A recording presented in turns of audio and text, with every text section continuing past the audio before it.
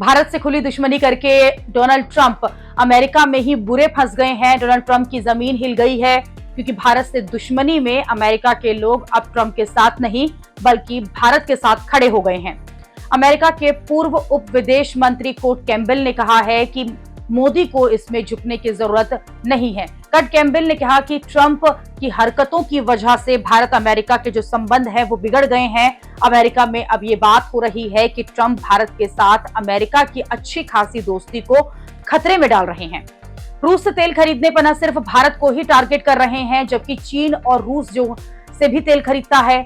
रूस से सबसे ज्यादा तेल जो है वो चीन खरीदता है। भारत का इसमें दूसरा नंबर है।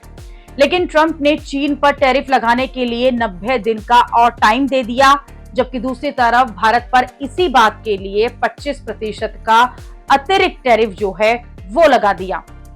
इससे बिल्कुल ये क्लियर है कि ट्रंप भारत को जानबूझकर टारगेट कर रहे हैं। लोग कह रहे हैं कि चीन के खिलाफ एक्शन लेने के लिए ट्रंप में दम नहीं है, क्योंकि चीन ने उल्टा ट्रंप पर ही 125% टैरिफ ठोकने की धमकी दे दी थी।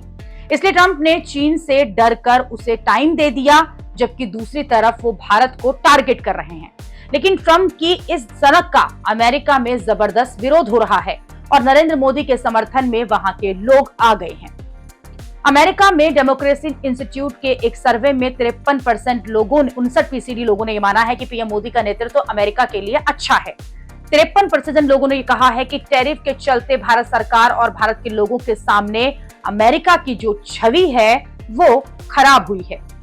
53% लोगों को यह कहा है कि अमेरिका की सरकार को रूस से तेल को लेकर भारत जैसे देश पर टैरिफ नहीं लगाना चाहिए। यानी अमेरिका के लोग जो हैं वो ट्रंप के टैरिफ से खुश नहीं हैं और ट्रंप जो हरकतें कर रहे हैं उससे अमेरिका में ही ट्रंप की हालत खराब हो गई।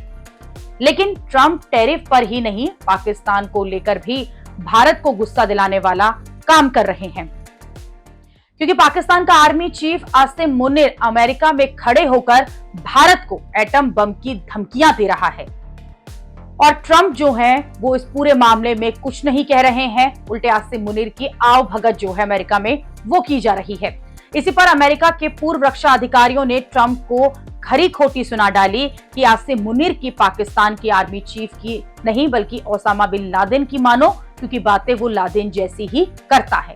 आसिम मुनीर सूट बूट वाला लादेन है और अमेरिका को आसिम मुनीर की आव भगत छोड़कर पाकिस्तान को आतंकी देश घोषित कर देना चाहिए।